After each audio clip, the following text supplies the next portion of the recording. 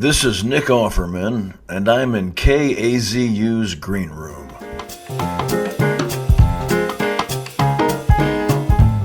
All right, so you're on a tour now, which we'll be making a stop here in Monterey at our Golden State Theater there next Monday. I guess the official title is Big Woodchuck, an evening of comedy with Woodworking and Bookish Mirth. That's right. So what can people expect from this show? Well, I put out a new woodworking book for families last fall with my co-author, a woman named Lee Buchanan, who used to run my wood shop for about 10 years. And so now we're touring the book. So she actually does some woodworking on stage while I sing about her doing woodworking, and I do a handful of comedy songs. And so initially it was kind of a more family-friendly book tour. The book is called Little Woodchucks. And then I wanted to open it up because I missed playing to big adult audiences. So we've added a bunch of dirty material. So we vacillate between woodworking and singing about people's butts. I love it. It kind of goes hand in hand if you think about it. I don't know. It really does. So, how did you initially get into woodworking? Was this something you did as a side thing when you were coming up as an actor, or you've always been since you were young into woodworking? Or? My whole family in Illinois, growing up, it's very Little House on the Prairie. Like everybody's really competent and practical. So everyone uses tools. Everyone can work in the kitchen or the barn or the garage or the garden. And, I didn't know that was out of the ordinary until I sort of got to theater school and got to the city. And people, you use a hammer successfully, and they look at you like you just gave birth or something. They're like, how do you know how to use that saw? Yeah. And fortunately, when I started theater school, I was actually very bad. It took me about 5 years to begin to figure out decent acting. And in that time, I still had to stick around and make a living. And everybody said, we'll pay you to build the set. Like we value you very much, and also do like fight choreography and stuff. And so as a kid, I had loved being a carpenter with my dad. And so just naturally, or organically, it became how I made my living while I was trying to make my dream come true of getting work as an entertainer. And that turned into woodworking. Like I built sets, I built decks and cabins for people in Los Angeles, which led to like post and beam construction and joinery. And I'd never set out to, build a canoe or a fine dining table, but that's where my nose led me. And it was it's remained such a huge part of my life, especially now that like technology and AI are sort of, the tech companies are suggesting that we give up our human ingenuity and let the robots have all the fun. And so that's a big part of this book, Little Woodchucks, is saying, let's make things with your kids. We have the ability, we have the magic to be able to use our brains and our coordination to make all manner of things. And that's so much more valuable and fun than anything software can do for you. Yeah, getting back to basics, getting back to the real world, just nuts and bolts, or in this case, the wood and saws of things. That's right. But it also feels very much in line with like the Ron Swanson aesthetic, the character you made famous on the sitcom Parks and Recreation. It feels like something he would be into. And you also did like a show, I think, with your co-star from that, Amy Poehler, about kind of building and woodworking too and stuff like that. Yeah, it was a crafting competition show called Making It that we did 3 seasons of on NBC. It's kind of my thing. I vacillate towards simplicity. I love to know about agriculture. I love to pay attention to how we as a people are using our natural resources. I just think that's a healthy way to be a good citizen. I'm a human like anybody, so I understand like the propensity to be lazy and be like, oh, let's stay on the couch and play video games and order all of our food. But when you do that, you give up responsibility, and you're not thinking about how are they growing the food, how are they treating the health of the fields and so forth. And it's not super sexy, but I like to remind us all to think about those things. We were promised a very hirsute, much more hirsute, Nick Offerman, but I see you're less hirsute. You've got this clean-shaven look that it's looking good, but not something I'm used to. Is this for a new role coming up or something like that? Usually, if you find me clean shaven, my beautiful wife, the goddess Megan Mullally, Yes. after 25 years, she finally let me know she hates my facial hair. Oh, wow. She really put up with it. Maybe it took a while for her to get worn out on it, but probably about 5 years ago, she said, you know, I really don't. It's like a mouthful of thistles. Like it's really an unpleasant thing, and so I almost always get cast as people who have some kind of facial hair. So if you catch me clean shaven, that means that I'm not working at the moment, and it means that I'm performing husbandry upon my wife. Okay. I got to think about that with my beard now. Maybe people aren't telling me what they really think about it. But anyway, but speaking of roles, I want to talk about your role in the TV show The Last of Us. I believe it was just one episode, but you played a survivalist who falls in love with this guy who trespasses on your property, played by Murray Bartlett, and it happens during what is kind of like a zombie mushroom apocalypse, for lack of a better word. But it's just a really beautiful, romantic sort of episode, and I was surprised by this role. You're tender and loving, vulnerable in a way that I feel like I've never really seen you before, and it ended up being a very much beloved and talked about role for you. You won an Emmy for it. So, do you feel like this was kind of a challenging role for you? Did you feel like it really pushed you or stretched you as an actor? I mean, there's still some of those survivalist kind of Ron Swanson-y kind of vibes, but a very different character to me. So I don't know. Well, thank you. I appreciate that. I was so grateful to get that script from Craig Mazin. Like, when a show is that effective, and really all these roles, that anybody has liked, it's because the writing is so good. I'm glad that I have my own stink that I can put on the character. But we just knew when we read that it was going to be beautiful if we didn't screw it up.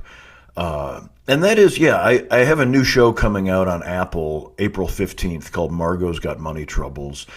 And similarly, I do some work in this new series that's vulnerable, that I have some emotional scenes. And I come from a pretty taciturn family.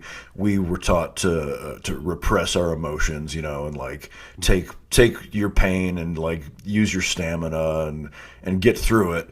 And that served me very well, except for when I need to be vulnerable in relationships. And so I actually really love roles like that because they're scary. Because it's taken me a long time to learn to sort of expose that soft side, but I love to do it because people equate me sometimes with a certain brand of masculinity or virility, and I think it's important in our country in this moment to show that, like, what we think of, I think, as surface masculinity is just performative, because we're all these vulnerable mammals, who need love and require hugs and to be loved.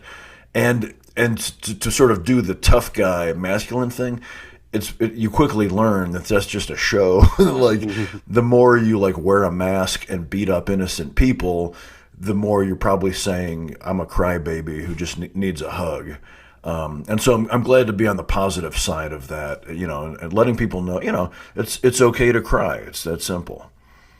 Yeah, definitely. And you also sing Long, Long Time by Linda Ronstadt, which I'll never hear the same way again after that episode, just because it was such a huge part of it. But that was really nice, too, a nice kind of surprise. But I guess you do music, and you're going to be doing music at the performance. And do you have any albums out? Are you going to think about doing an album, anything like that? Or? No, I mean, thank you. This is going generously for me, because my wife is a Broadway star. Like, she has perfect pitch. Yeah. She has an incredible voice. She has a band called Nancy and Beth that I encourage your listeners to check out. Nancy and Beth. And so nobody ever asks me to sing because it sounds nice.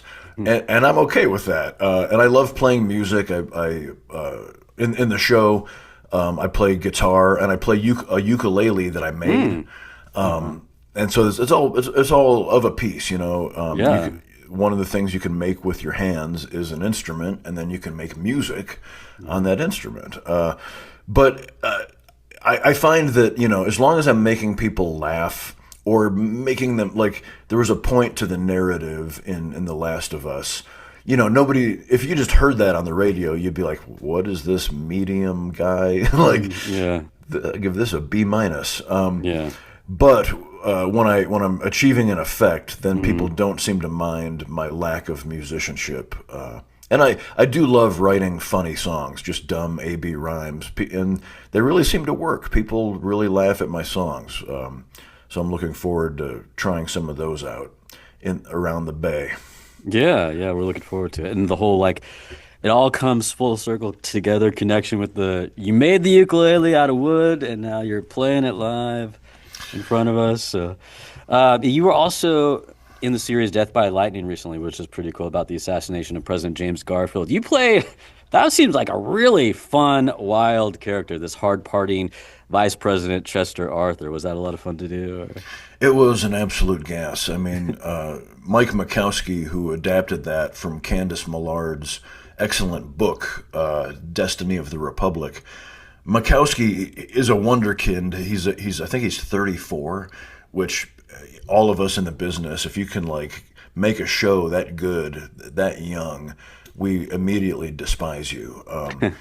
And he wonderfully said that he could only think of me when he was writing the role, which is kind of funny because that you could take that as a left-handed compliment when the guy's kind of a piece of shit.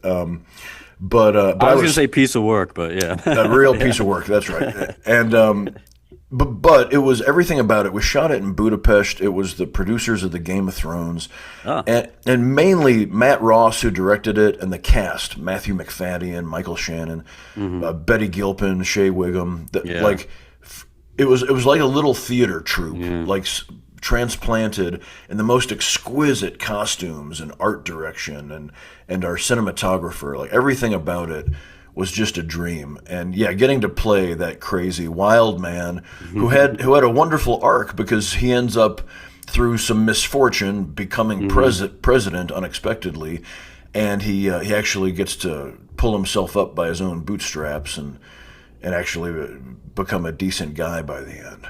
Yeah, and it just reminds you, like, we were pretty wild when we started. I mean, like, when people started this country, when they were running it, it wasn't like, I mean, yeah, they were a pretty wild bunch, you know, so. I mean, there's always, as long as people are getting together to govern each other, it's human. There will always be corruption. It will always require reform. And the wonderful thing about that story is how they chose Garfield at the convention. They actually put their foot down and said, we're sick of all this BS, all these lies. Let's pick this guy who is decent. And sure enough, they did, and he got a lot of good work done before he met his untimely end. Anything else you want to let people know about that's coming up with you, or anything else that you No, I'm very grateful for the airtime. Although, you know, I passed through the other recently. My wife and I do these Airstream trips, and one of our favorite routes is just all the way up the coast. Oh yeah, and we stopped and did is it the 19-mile drive? 17. The 17. I take a couple detours, so mine's a 19-mile. When you gotta take a right at Sand Hill Point if you want to buy a bag off of Jimmy the Smith. But it reminded me of about 7 years ago, right when the pandemic started. I had a show come out on FX on Hulu called Devs, Devs, and the timing was such that it kind of like slipped past the world. It's this really exquisite sci-fi series from Alex Garland, who made films like Ex Machina. And, did he do Civil War? Or? He did Civil War, okay, in which I play the president, actually. Oh, I don't remember that. Okay, cool. I love that movie. I had white hair, but it's not a huge part. But so we made this series together, and it's one of the weird anomalies where we were promoting it right when the pandemic hit, March 13th, 2020 or whatever. And 2 weeks later, the world was like, we need more prestige series. And we're like, we just dropped one. Everyone missed it. And the thing is, it's set at this software campus that my character runs, and we shot it at UC Santa Cruz. Oh, hey, that's my alma mater. I'm alum. I mean, it was what is it? The Banana Slugs? Yes, that's our mascot. It was so dreamy to live in Santa Cruz God, yeah. and shoot all up and around the bay. And I mean, on my time off, I was mountain biking in the redwoods. It was just so gorgeous, and so. Especially for the locals, I bet they would love to see that series. Regardless of my participation, it is a beautiful, mesmerizing show. Alex, it was filmed all around here. Is that what it was? Yeah. Okay. Yeah. All right. Yeah, we shot. I wrote a chapter about it in my last book. Okay. Oh, interesting. Where we shot. Yeah, we shot all the exteriors all around Santa Cruz. Okay. And then we went to England. And shot a bunch of sci-fi stuff in a big soundstage. Wow, well, that's good to know. We'll definitely have to check that out. And I didn't even know about that local connection. Thank you for bringing that up. That's cool. Yeah, my pleasure. It was. I had heard my friend Adam Scott grew up in. Yes, he's from Santa Cruz. Santa Cruz. Yeah. And so I had heard a lot about it from him, and getting to live there and see that campus it's just gorgeous.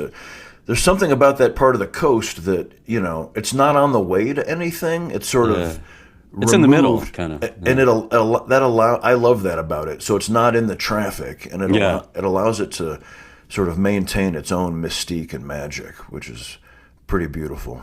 Oh yeah, the trees and the seas, you got it all here. It's so amazing. That's why I went to school up here. I'm from Southern California too, but anyway, we'll have to check that out, and this is wonderful. So thank you so much for doing this. I'm sorry it was such a hassle. I don't know what's going on with my Zoom account. I got to check that out. But no worries, we got there. Yeah, thank you so much, and we look forward to seeing you. My pleasure. Thank you. Have a great day, Dylan. Yeah, you too. Thanks, Nick. Cheers. Bye.